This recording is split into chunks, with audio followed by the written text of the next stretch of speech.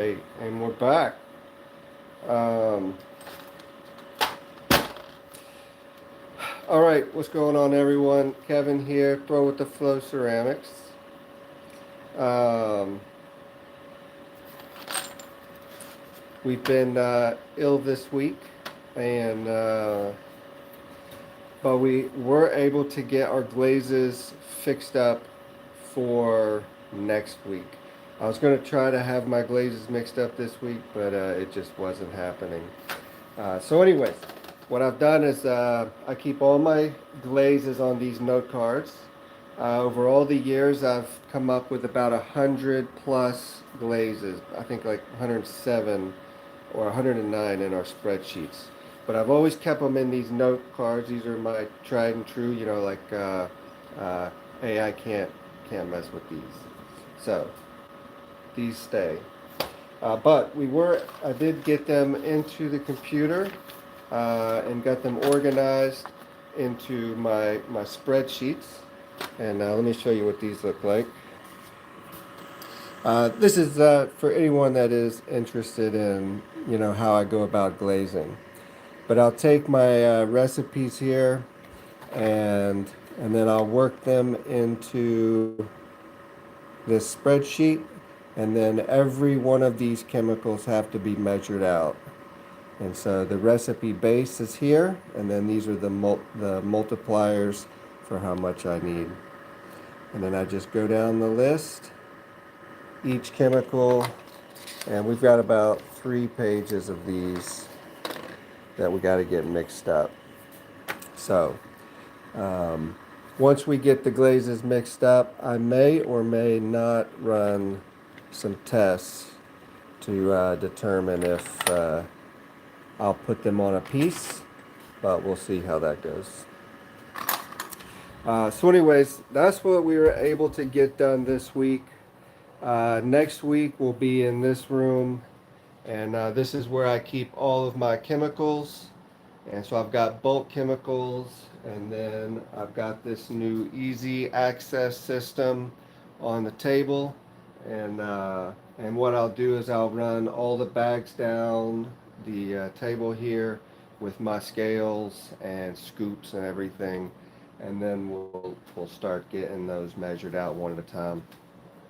And we're testing a lot of different glazes, especially now that I've got a bunch of these new mason stains. We're trying those out. I've had a lot of success with these various mason stains. So I'm going to try something new, and I want to treat the mason stains like paint, like mixing paints. So I bought a white mason stain. I bought black. This 6600 is like a real black mason stain. And then I've got the blue and green. This was the reddest I could get, was the 6025. And what I want to try to do is use the white, the black, the blue, the yellow, and the red to try to mix the stains like paint, to try to create my own color palette. And so I'm pretty excited for that, and then using that into some of our glaze mixtures. But anyways, we'll get all the glazes mixed up that we're going to use. I usually have a palette of about 60+ glazes. These are some of my other ones that I use. And so I've got a whole table filled with glazes here. And then these are about the test size that we make. We make, for our test batches, this is about 100-gram batch of test glaze. And anyways, that's about it. We're getting geared up to fire. We just fired this kiln last week with our bisqueware.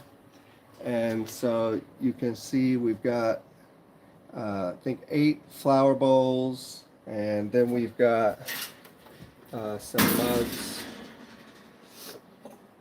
We got some of our mugs, and so all these have been bisque fired, and these are going to be the ones that we're going to be glazing. So this is everything. These are the mugs and flower bowls that we have been making during the last few months of live streaming our process. So we're pretty excited for that. But anyways, just wanted to jump on here and say hi. It's been a pretty rough week, trying to catch up on rest and get past the illness.